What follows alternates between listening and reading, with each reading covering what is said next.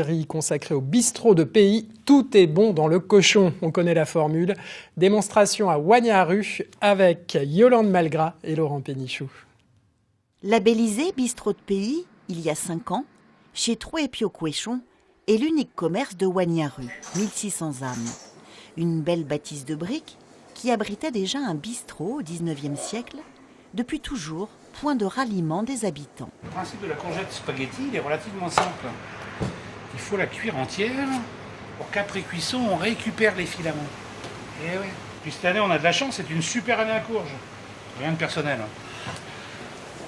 Voici campé en une réplique le chef des lieux, une personnalité haute en couleur, amoureuse des produits de terroir et qui ne mégote pas sur les proportions.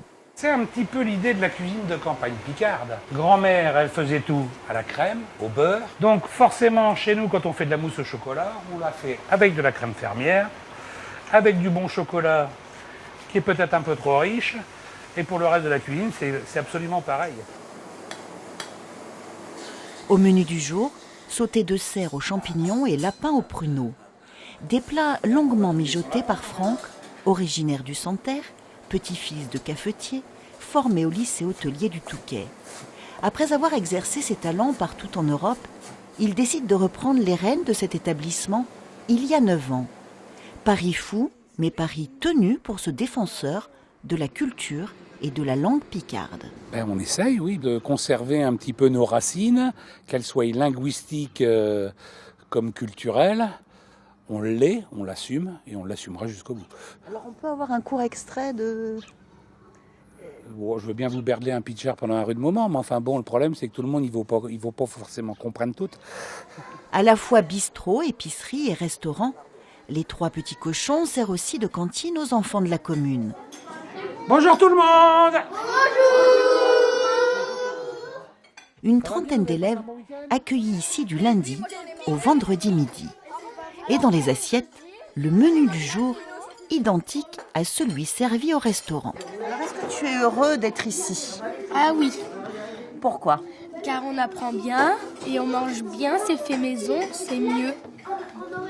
C'est mieux que les plats qu'on donne, qu'on fait en livraison. C'est un peu particulier puisque c'est un restaurant, donc c'est pas une cantine à proprement dit quand on l'entend. Il y a une convivialité avec Franck et Alain et c'est très rural, donc forcément, oui, on a plaisir à les amener ici. Oui.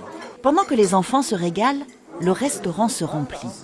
Une clientèle essentiellement locale et des fidèles, dont René, 86 ans, veuf depuis quelques années, et que l'on retrouve du lundi au dimanche à sa place habituelle. Je suis pas un gars compliqué pour les repas. Je mange un peu de tout, vous savez.